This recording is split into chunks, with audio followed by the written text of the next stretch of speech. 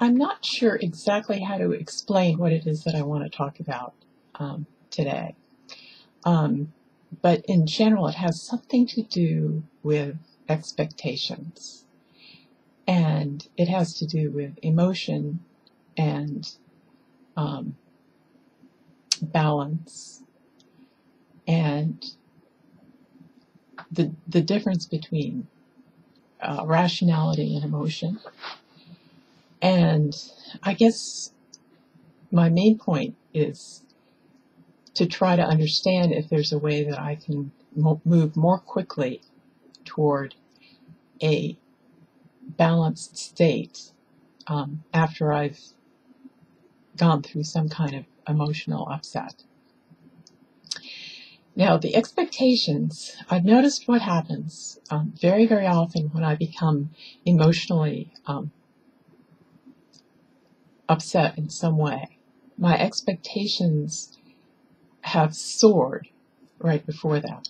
And it's like they've taken on wings of their own. I suddenly think that various things are possible, which are not. And the thing is, it feels really good to think about these possibilities. You know, oh, that could be just so marvelous.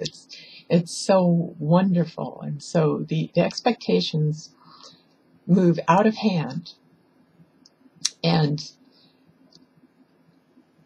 that feels very good temporarily. And then there's the impact of the realization that whatever it is not going to happen.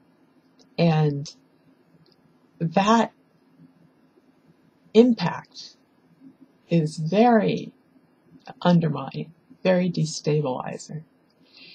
And it's really something that, all things considered, when I'm in a relatively rational frame of mind, I would like to avoid entirely, if possible. And at the very least, what I want to do is figure out a way where if I can just sense that such an occasion is coming on, and I can nip it in the bud.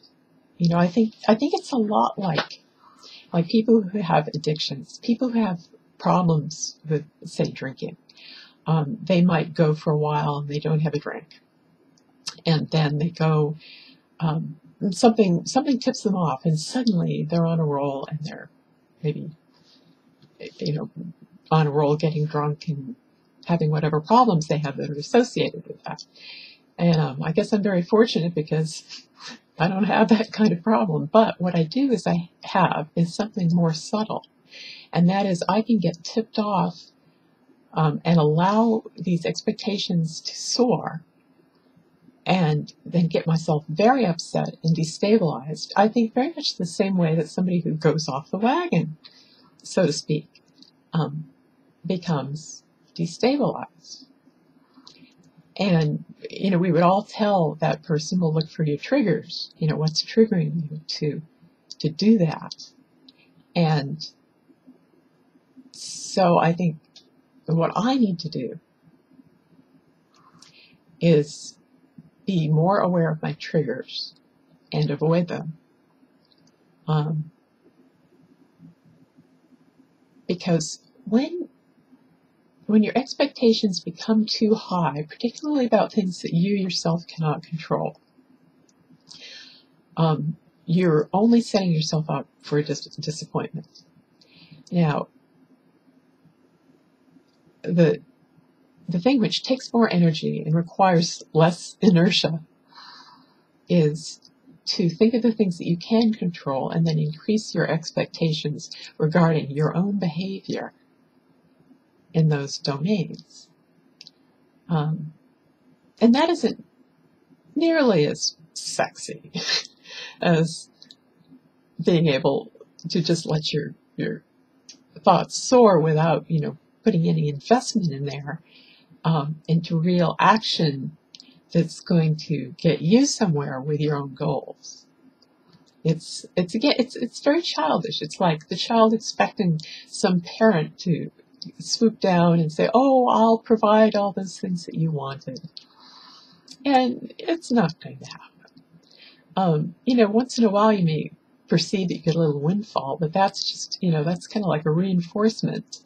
Um, the patterning of behavioral psychology. If you get an occasional reinforcement, then that's very reinforcing, that particular type of schedule. So that does tend to make you think that sometimes something really great is going to happen.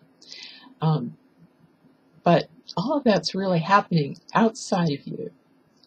And what you or what I have to do, I always say that way.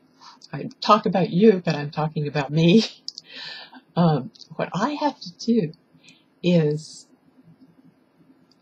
really try to come back to my center, my own origin, and begin acting from there. Because, like I said, these triggers can come along unawares.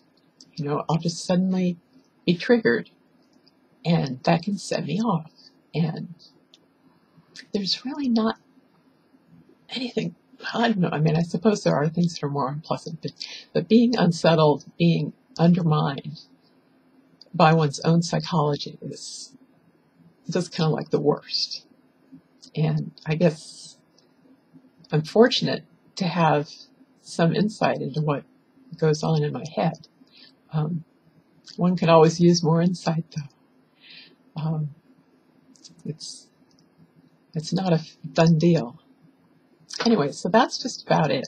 Maybe kind of vague sounding, but hopefully at least it'll help me when I listen back to this, to help me understand more about recentering myself. Thank you for listening.